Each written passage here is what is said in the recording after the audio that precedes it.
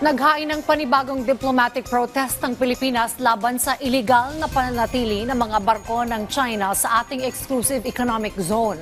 Patuloy naman ang pagbabantay ng Philippine Coast Guard sa The Monster Ship na muling pumasok sa teritoryo ng bansa. Si Patrick De Jesus sa detalye.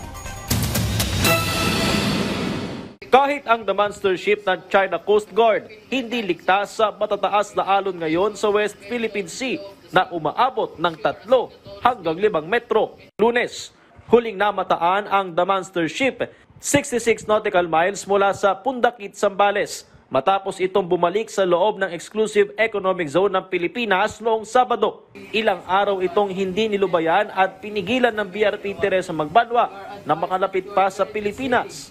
Pero bumalik muna sa home port ang naturang pinakamalaking barko ng Philippine Coast Guard para kumpunihin ang nasirang auxiliary engine nito. Papalit naman ang isa pang barko ng PCG na BRP Gabriela Silang at may laking 83 meters para patuloy na magbantay.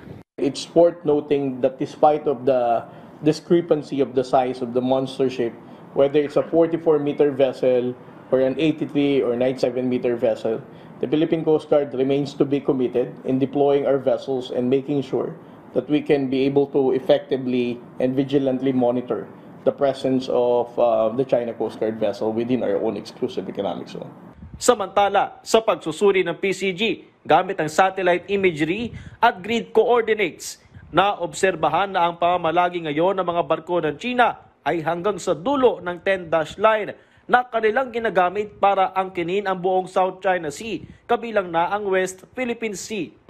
Kapag pinag-uusapan yung hilagang bahagi ng West Philippine Sea, madalas ay sa paligid lamang ng Scarborough Shoal yung nagiging deployment ng mga barko ng China. Kaya nga ang sabi ng PCG, itong unang beses na sa ibang lugar nakatuon yung mga barko ng China Coast Guard base sa kanilang obserbasyon nitong mga nakalipas na araw. They want to normalize ang deployment ng China Coast Guard dito sa area na to.